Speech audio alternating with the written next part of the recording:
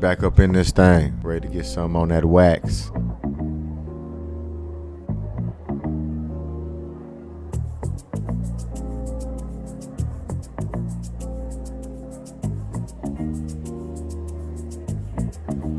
Another session with the bros. BrosTalk. Where the beer's ice cold. BrosTalk.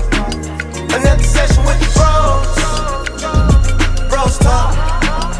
Come and tell us what you know. BrosTalk. Yeah.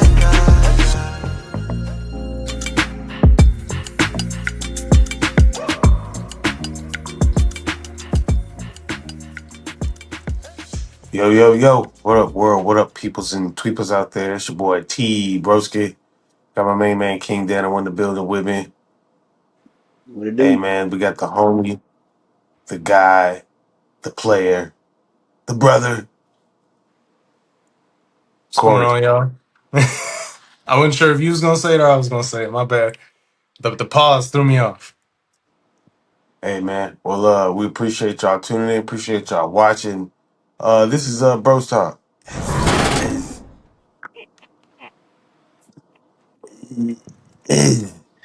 If you've been watching, we added a little sound effects to that intro. So hey man, first of all, if you know somebody that does like intros or what is shit, like not jingles, but like intro songs, or make the videos, or put some shit together. Cause I don't have no ideas. I just know I want a new intro. Reach out to us. Let us know. Don't care who you go through. Reach out to me, Corey, Lando, bro. Doesn't matter. You know what I mean? Get me the information, please. uh, but how y'all players doing today, man? This evening. Do great, Go ahead, man. man.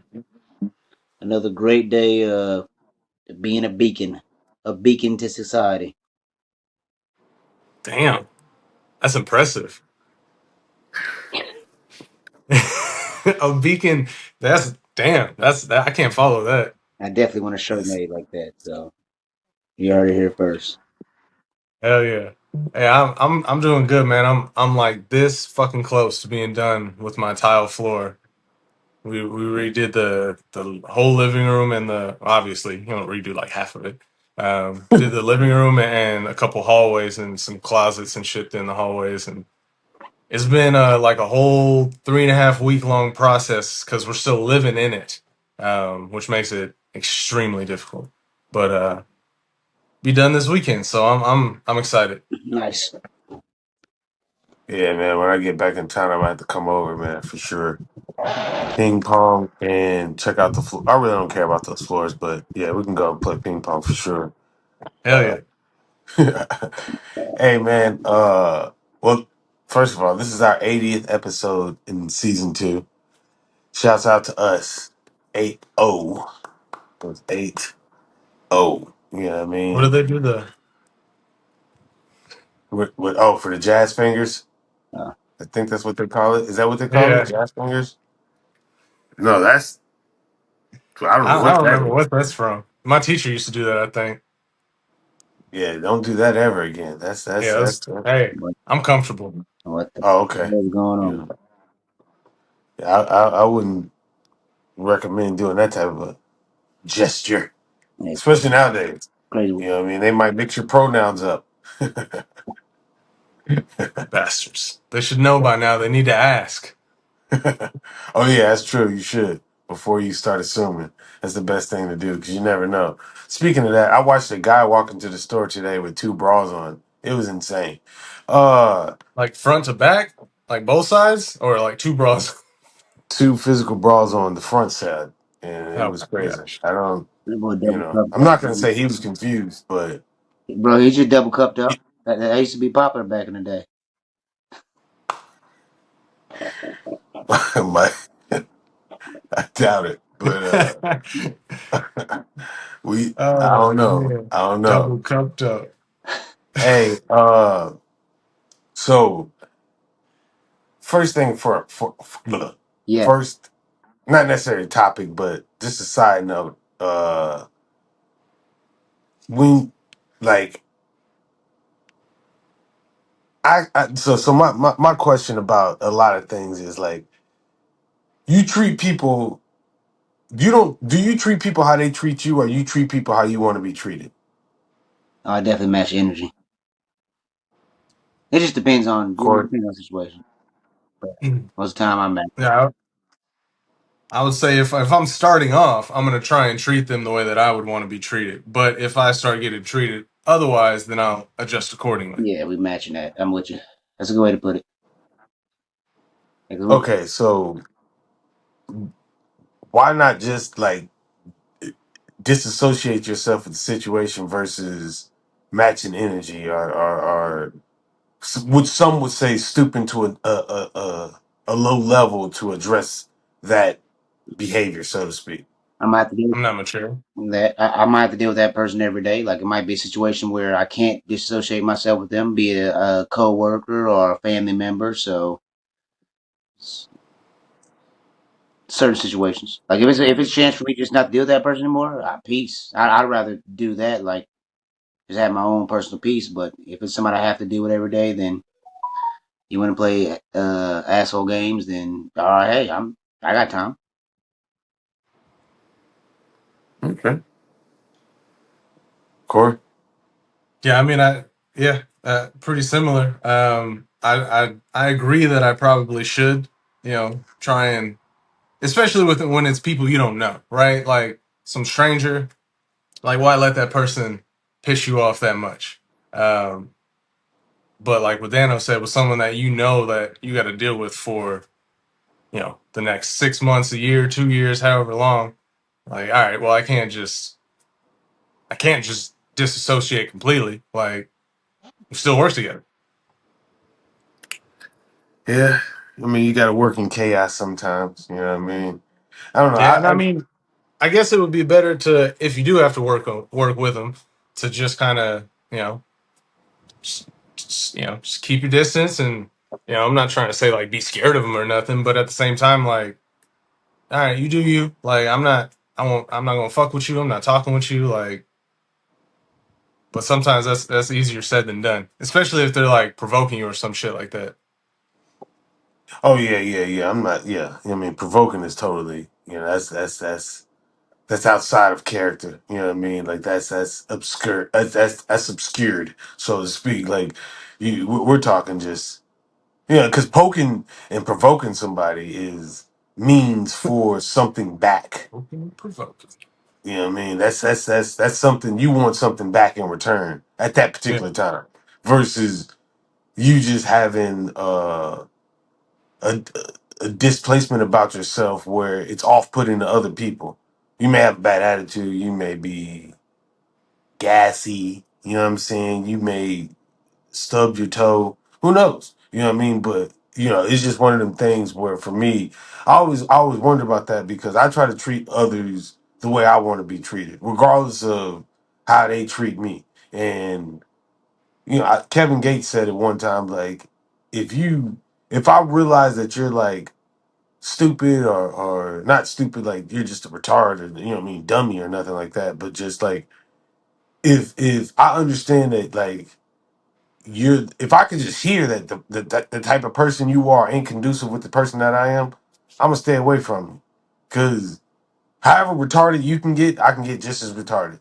So I'm not even gonna put myself in a situation to be like that. You know what I mean? Like I'm not even gonna put myself in a bad situation, so to speak, in life. I'm just gonna try to maintain the most steady course that I can moving forward versus veering or letting certain things sway me when I have quote unquote full control of my actions, regardless of what somebody else is doing. Because I still want somebody to be kind to me.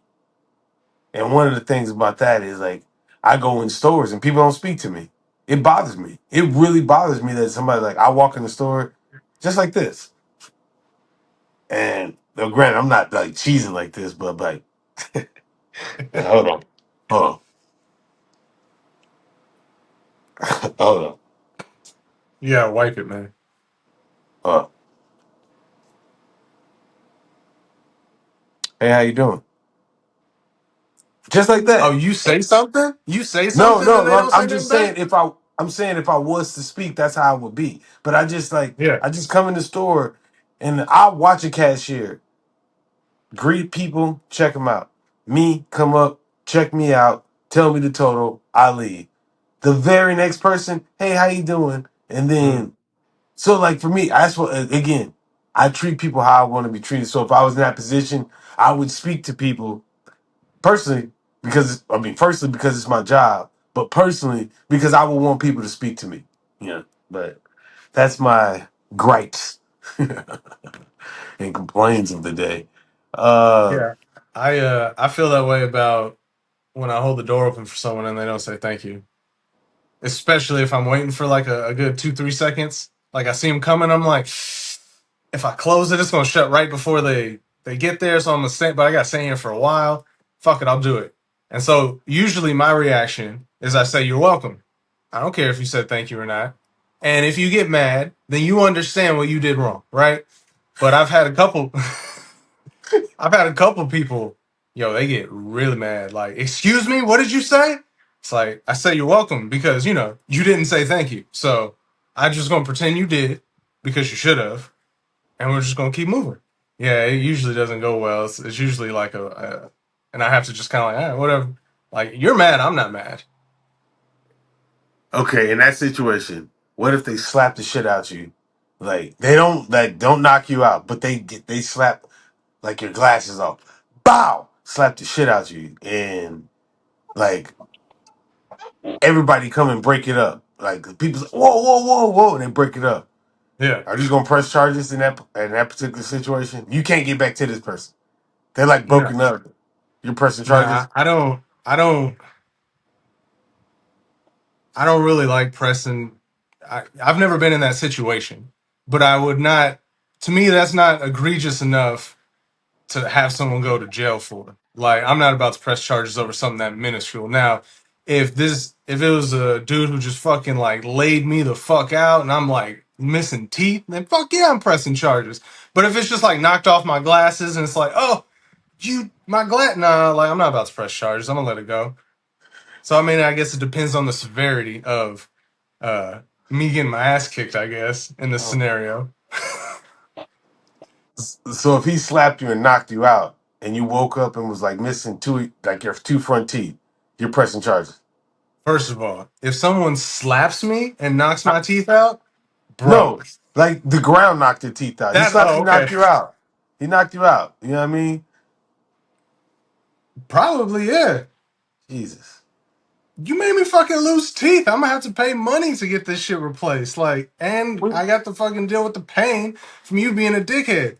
If you'd have No, said you thank was you a, in the first, no, no, nope. If you'd have said thank you before I was a dickhead, which means you was a dickhead first. My dickhead was responsive dickheadedness. That's how I'm looking at it. Two wrongs don't make a right, so we're both wrong, but you was wrong first. boom, exactly. And that's the whole point between Israel and Iran right now. We're gonna move forward. Damn. Uh, so Oh first man. topic. What's the most selfless act you've ever done? I'll go first, then we'll go Mm. Corey King Dano. So mine would be, and it's kind of funny. I mean, this is like, yeah, I mean, I've never done nothing like jumped in front of a bullet or nothing like. Well, two things. One, I was jumping on the trampoline and I had opportunity to like land on my cousin. She was like a little ass girl. Excuse me. And I chose to take another bounce and bounce off the trampoline. And I had the most miserable headache I've ever had in my life. I landed like flat on my butt, boom, and it like jarred my brain. You know what I mean? And it was like the most miserable headache I've ever had in my life. That was selflessness to me. And then the other one would be when one time my oldest daughter, she was in my parents' pool and she was like not drowning, but she couldn't swim, and she just, I guess she was drowning because she went deeper than what she like. You know how motherfuckers hold on to the wall and then like get Like, go. crazy and go a little deeper. She let go of the wall or some shit, and she was just like, "Wow." So I'm like, "Hey, come!" I'm trying to like reach for it. Long story short, I jumped in the water, full clothes, J's on, pants, wallet, phone, everything. Jumped in the water, took her out the water, and was like pissed off because I had everything on. You know what I'm saying? And nobody Yeah. was gonna do anything, but I had to take that moment to save her. Granted, I don't know what would have happened because nothing would nobody. I jumped in the water to keep anything from happening. So if something would have got worse, I would have jumped in the water eventually. You know what I'm saying? But ultimately, I jumped in the water instantaneously. As soon as I realized, oh shit, she's not playing, I was in the water, and that's mine. Corey, go ahead. To be honest, it was hard for me to think of like, I don't know. I guess I'm trying to go like a grand, like you said, like, oh, I jumped in front of a bullet or some shit, and like, yeah, obviously I haven't done anything like that selfless. But as you were talking, I was kind of scrambling to think of something, and I do remember I used to work at Target, and there's this one dude there, and I don't remember exactly how I ended up getting to talk to him, but ultimately, uh, he was super distraught, like crying and shit. And I was talking to him, and he was like, "Yo, I don't have money to get diapers for my daughter," and blah blah blah. So I'm 16 years old. I don't have much money, but I was like, well, I'll buy you diapers. So I ended up buying him the diapers. And then he was like, okay, well, now I'm going to walk home. And I was like, all right. And then in the back of my head, I was like, I should probably ask him where's home, like if he needs a ride or something. And sure enough, I was like, how far you got to go? And he was like, oh, it's like 3-4 miles. I'm like, damn. All right. I said, you want to ride? Now, for me, like I will say that for me that's a big deal. Maybe other people it's like, oh, you just gave him a ride. I don't like trust people, and I know this dude. So like for me, that's a super vulnerable position. Like being someone in your car that you don't know at night, driving them somewhere. Shit's a little weird. I think Uber drivers are fucking brave as shit sometimes because anyone gets in your fucking car. But anyways, took him home. Nothing happened. There's this other time at when I worked at Paceline. I saw this old dude in a wheelchair across the street, but across the street there's no sidewalk because in Cove they don't have sidewalks. Well, maybe now they do, but at the time he's just going like over these rocks and shit, just and struggling. And so we get off work, and I was like, I'm gonna go help that dude. So I pull into the little veterinarian place, and I go and talk to him, and I was like, hey, so excuse me, sir, where are you going? Like, you need any help? And he's like, I'm going to Walmart. I said, you want to ride? He's like, sure, which kind of pissed me off because I was like, damn, this is not like, oh yeah, thanks. No, it's just like, yeah. And he just immediately like started loading his shit in the car, and I was like, okay, cool, whatever. I'm not going to be upset, but I think he would have been nice. That's all I'm saying. Uh, so, anyways, take him to Walmart, and as we're going there, he's like, yeah, I'm going to go see my girlfriend, and I was like, oh, okay. Keep in mind, this dude's like 75, and he's like, yeah, it's this little 20-year-old cashier, and I was like, okay. And he said, yeah, just gonna go see her, gonna go buy her some stuff, and talked about her the entire ride there. So drop him off and take his wheelchair out. He gets in, leaves, doesn't say a word, nothing. Immediately was like, I want to take you back to that fucking veterinarian place and put you back. But I'm joking, obviously. But I was a little like, damn, there's no thank you at all. Like, but at least he got to go see his girlfriend sooner than he Nah. expected to. Hey, So time out, man. You can't always expect thank yous. You got to do stuff for people whether you get a thank you or not. So Wait, so you seen a guy in a wheelchair on gravel struggling? You pulled up and was like, "Yo, you need a ride?" He was like, "Oh shit, hell yeah!" Stood up, got out his wheelchair, put it in the back of your car, and just hold on, y'all. You was hold on. like, You make it sound like he was just like jumped up. He slowly got up and just like started folding his wheelchair, right? And so I walked over to help fold the wheelchair, and like he started walking towards the car. There's no conversation yet. He hasn't said anything other than yes. I said, you need a ride? You need help or anything? He's like, yeah. So okay, and he just starts loading it up or like packing it up. So I start helping. And I was like, "Where are you going?" He's like, "Walmart." So okay, and he gets in the car and yeah, it That's crazy. was a little Oh weird. man, It was a little weird. you help the guy scamming, but hey man, you help the Maybe guys, help the guy scamming and then lying about. You know in what's record crazy? time. There was a guy, Never mind. I'm not even gonna go. King Dano, go ahead. I know you guys are going like on act like acts of things.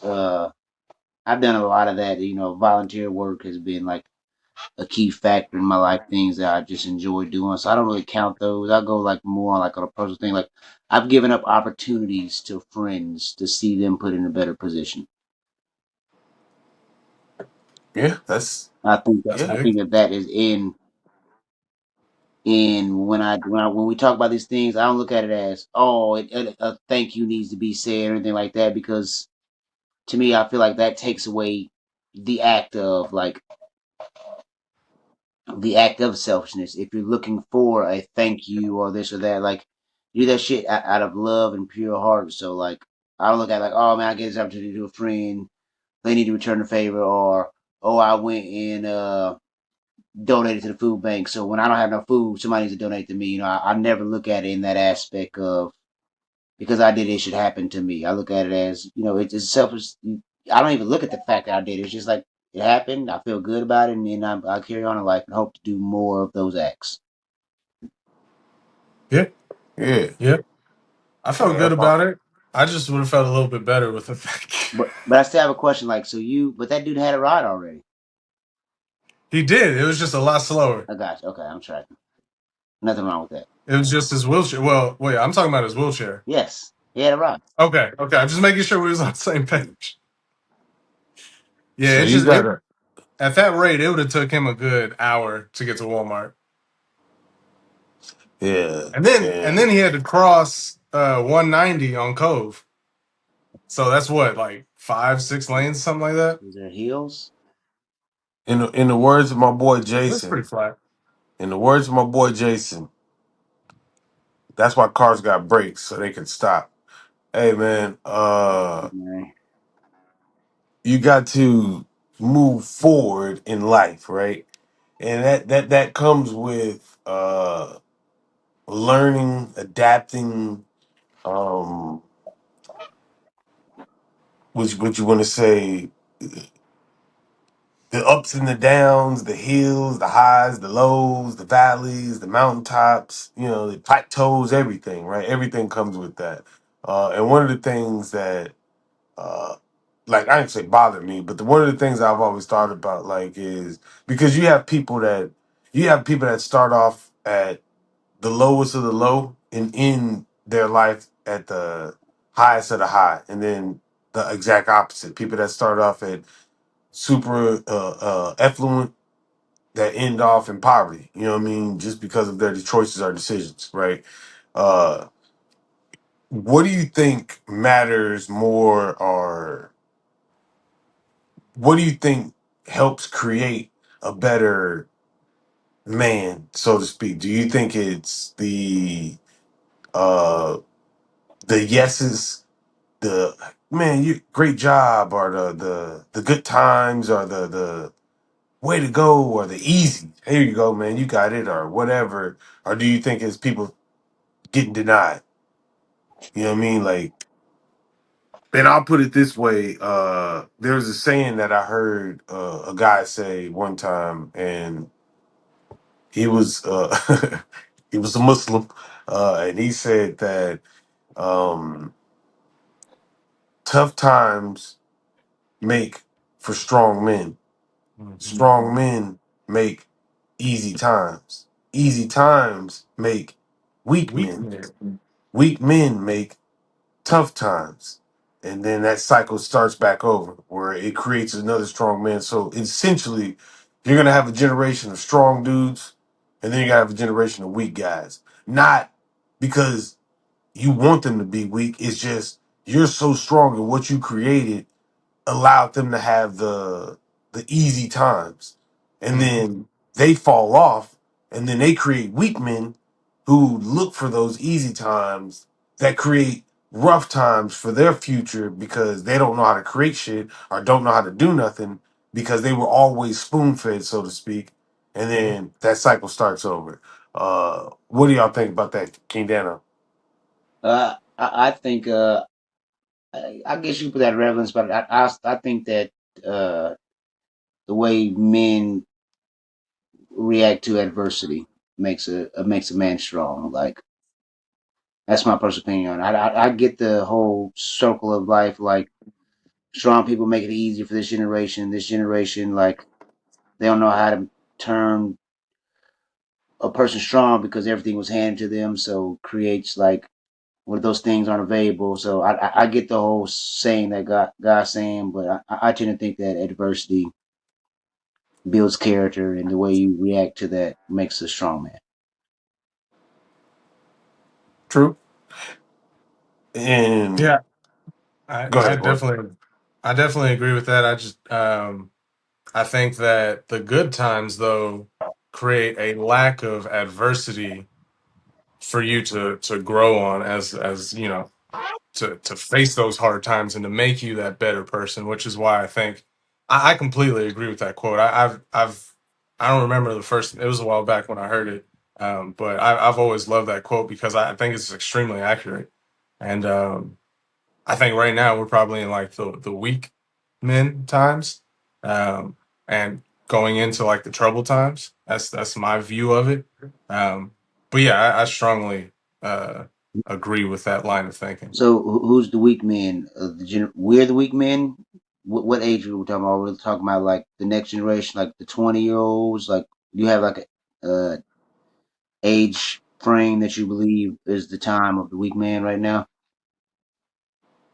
I would say probably around anyone born 80s, 90s after, maybe 70s. are the weak men? Um,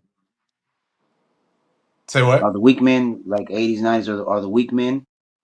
Are they're the last cycle of the strong man creating weak men? I think that would be the start of the weak man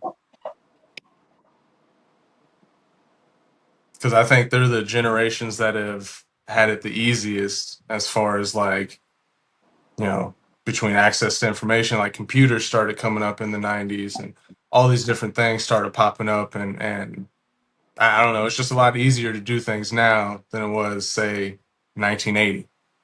You know what I mean? 1985. Now everyone's got a cell phone, all that type of stuff. Like, I just feel like everything's a lot easier now. So I feel like our generations are getting into the like, I mean, think about it. Like when we had that freeze, how many people, like couldn't start a fire? You know what I mean? Like that we're not that far removed from like electricity and heating and stuff to where we already don't know how to make a fire. You know what I mean? So Hmm. I mean, I mean, I wouldn't necessarily agree with the time frame. I think that I wouldn't say we're in a society of weak men right now.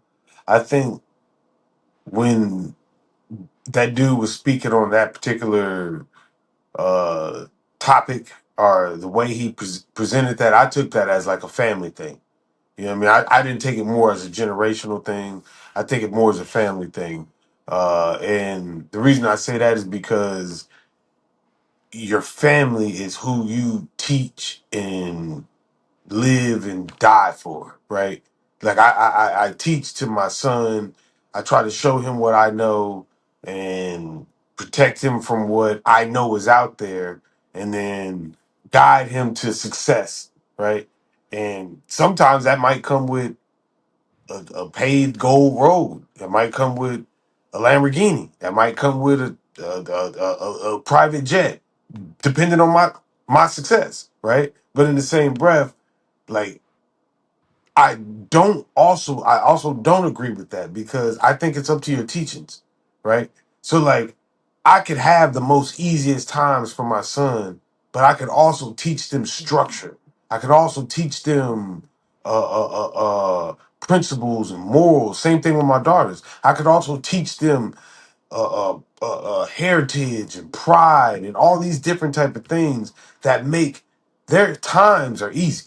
They're never gonna fall off. They're never going to be in the pits. They're never going to be in a bad time in life based off of me, what I did in life. I made and touched so much money that they're never going to have an issue. But I still want to instill morals and principles and righteousness in them. So this is how they're going to be raised. Granted, uh, it may not be the same aspect of somebody in a less financial situation. You know what I mean? So that adversity is different. I.e., and I'll just use this as an example, like Shador Sanders versus like Anthony Edwards.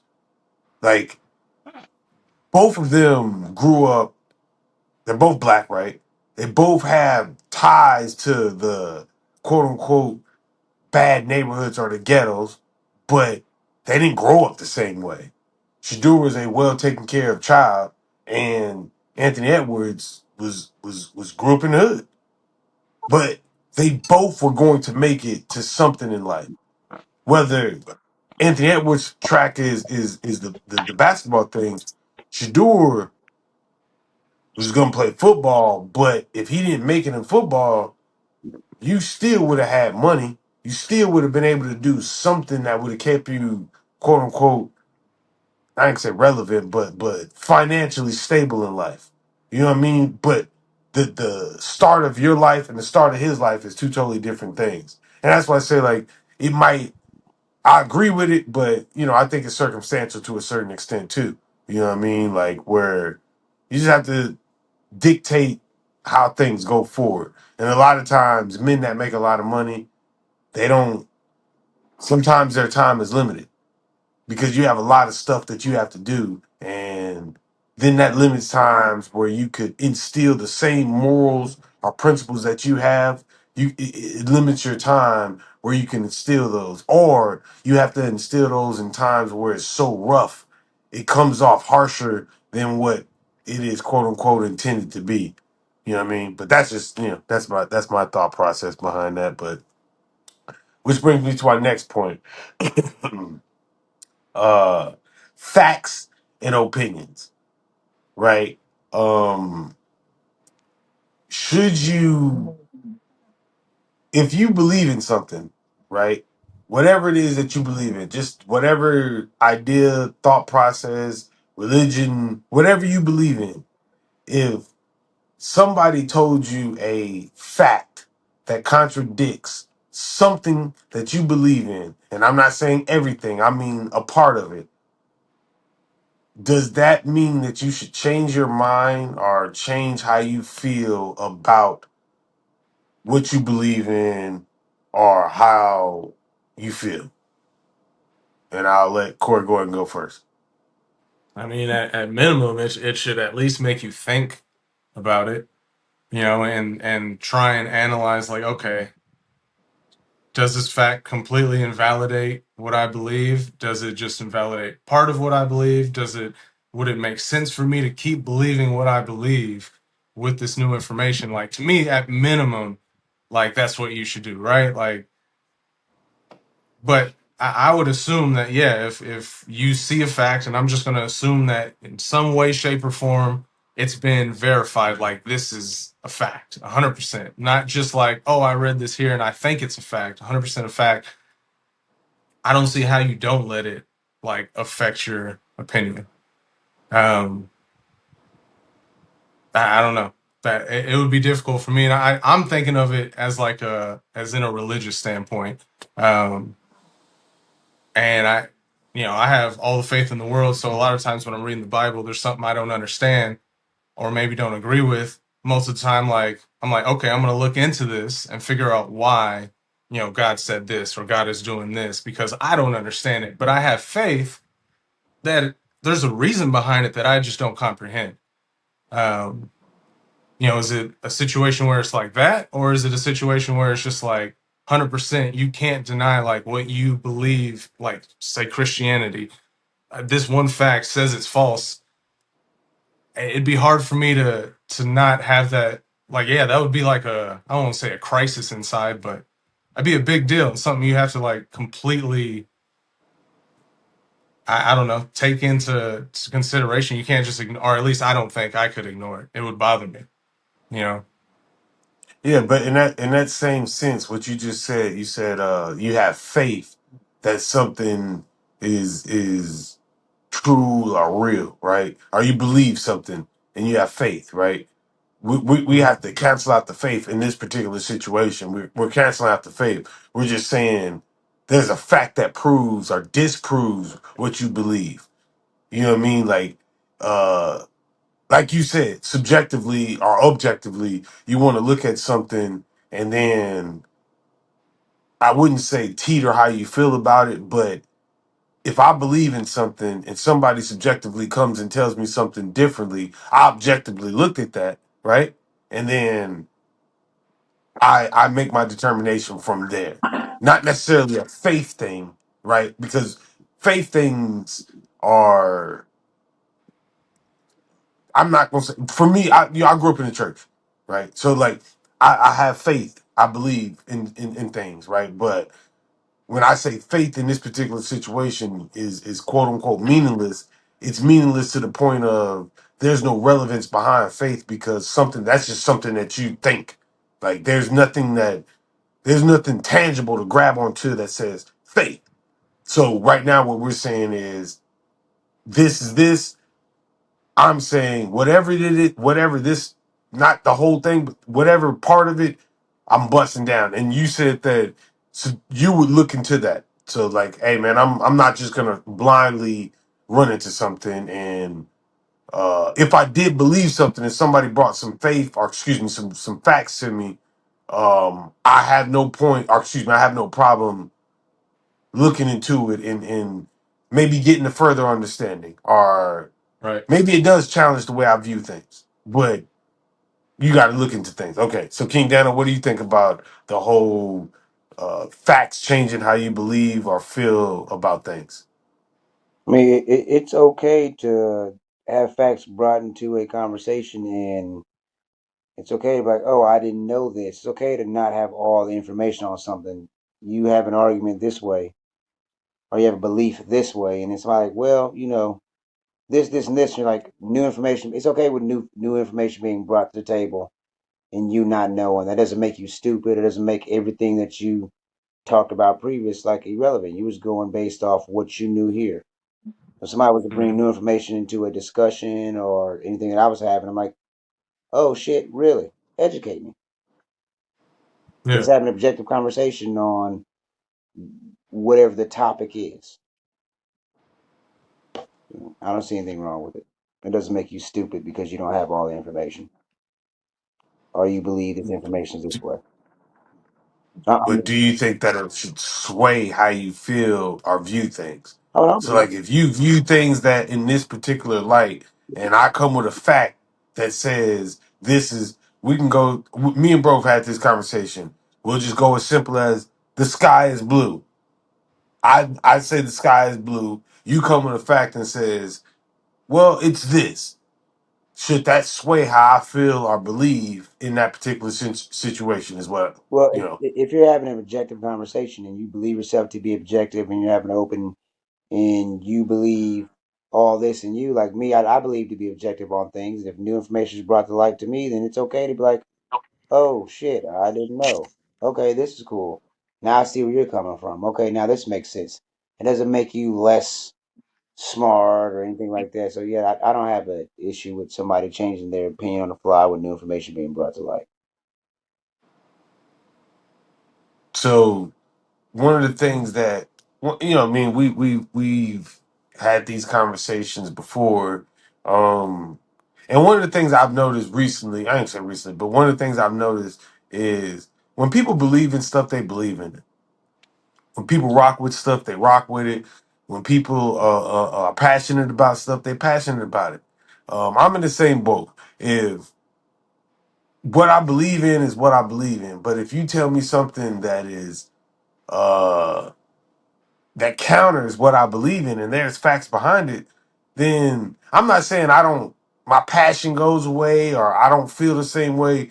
I just might look at things differently, right? And one of the Mhm. biggest things that happened recently for time wise between friends wise is me and Corey we have a lot of conversations, and one of the biggest conversations we used to have is this whole Israel thing. And at one point in time, we agreed upon a lot of things, and you can tell me if I'm lying or not, Corey. We agreed No, not at upon all. a lot of things when it came down to Israel, and then as things progressed, me and Corey had a conversation, and he flat out said, he's like, bro, like I feel like things are different. Like what happened? Like what you feel differently about this situation? And I was like, yeah, I do, because of this information that I found out. I'm not telling him go against what you believe in or nothing like that. But with this new information, I found this out, right? And that is exactly what King Daniel was saying is being in a position where you're open to find out new information. But then there's groups of people or classes of people or just humans out there that have a problem with new information, right? There's people that you can flat out tell that you can ask them a question. Hey man, did this happen? They say, yeah, it did happen. You say, no, it didn't. And this is the facts that it didn't happen. And they will still run with the narrative that it did happen. What do you Yeah. call those people right there? What do you call those type of people? Stuck. I don't know. I've definitely ran into that, like on Facebook, where it's like, you know, certain groups. It's like, yo, I had the same conversation with you yesterday, and now you're acting like everything that we talked about you've never heard before. Like it's crazy to me where it's like, how did I told you, X, Y, and Z, or you agreed X, Y, and Z is wrong, and now all of a sudden the next day, now that you're not talking to me, you're right back to where you were before, and I don't understand it. Like it don't make any sense for me. Like the refusal to, I don't know, take in any new information at all, um, unless it's something that you already agree with. Um, I think there's actually like studies, like psychology studies and stuff like that about it, um, about like kind of how like the brain seeks for like confirmation of what you already view and things like that. But I don't know, like to me, like ultimately, don't you want to be not wrong? Like I don't want to sit there and say a bunch of shit to people and everyone's like, yo, this guy's fucking wrong about everything he says. Like the comments, that's what they say. But Yeah, but I don't know. When I speak, I would like to at least, as far as I know, everything I'm speaking is true. Now, maybe you'll introduce new information and I'll be like, oh shit, I didn't know that. That kind of changes what I'm thinking. But based on the information I have, this is what I think. And then I just don't get how you see new information that contradicts what you say. And at one point, you're willing to be like, yeah, okay, I agree. But then as soon as that's done, you go right back to your original position and act like you've never seen that information before. Just block it out. It's crazy to me. yeah. And that's the biggest thing right now. I feel like a lot of I can say, well, it is a lot of Trump supporters I see. They will lie for a lie to make a lie a truth. And it's like, well, it starts off a lie. No matter how many lies you tell after that lie, it's never going to be a truth. So if it's a lie off the rip and then it's a truth, or excuse me, if it's a lie off the rip and it can never be a truth, then we're at a position where it's like, just admit that it was a lie. But if that Can't do it. if that counterbalances your stance, then you're willing to die on that post. You're willing to just go full fledged with this, even though you know you're wrong. Mm-hmm. That's the big thing. Knowing you're wrong. And still, Mhm. yeah, I don't get it. Yeah, and I mean that's the part where for me it's like we just have to understand.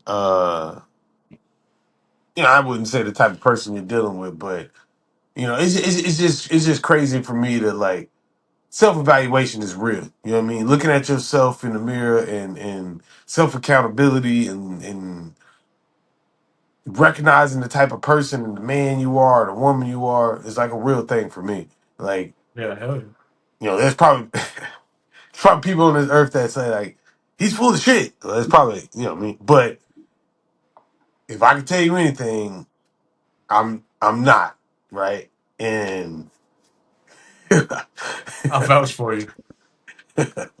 hard to prove it right now because we're so far away. But if I could, I would prove it. Um,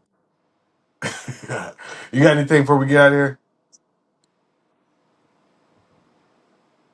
I'm good. I'm good. Just check out KBA Works. Y'all know what it is. Man, there was. All right, never mind. I'll say it later after we get off the pod. Appreciate y'all having me on though, man. I always enjoy it. It's always a pleasure. Hopefully, I was drinking tonight, so hopefully I don't look too bloated. That shit that threw yeah. Someone in the one of the comments was like, "This motherfucker looks bloated, doesn't he?" And I was like, "He like all right." So Bloated, I bloated with jazz just thought I'd let you. nuts. I, I don't think liquor makes you bloated. I think it's beer, but I don't. What do I know? Either way, they was right. I drink, so King Daniel got anything? I mean, appreciate the support and all the hate too. And leave Corey alone in the comments. hey, if it means y'all comment, I'm full. I'm full with it. I'm cool with I'm it. full with it. All right, That's that liquor coming get out. him. Hey man, we'll appreciate everybody tuning in. Appreciate everybody watching. Hey man, peace, love, ELE to everybody out there. I love my kids. I love y'all. This goes down in history for the books. So I love y'all. Shouts out to my baby. She about to have a birthday. I love you, girl. Happy birthday. Uh, I wish I was there. I'm not, but it is what it is. I love you. I love you. I love you. All right, man. Well, it's BrosTalk, King Daniel, Corey. Shouts out to Lando too. Hey man, we out here. Another session with the bros. Bros talk. Where the beer's ice cold.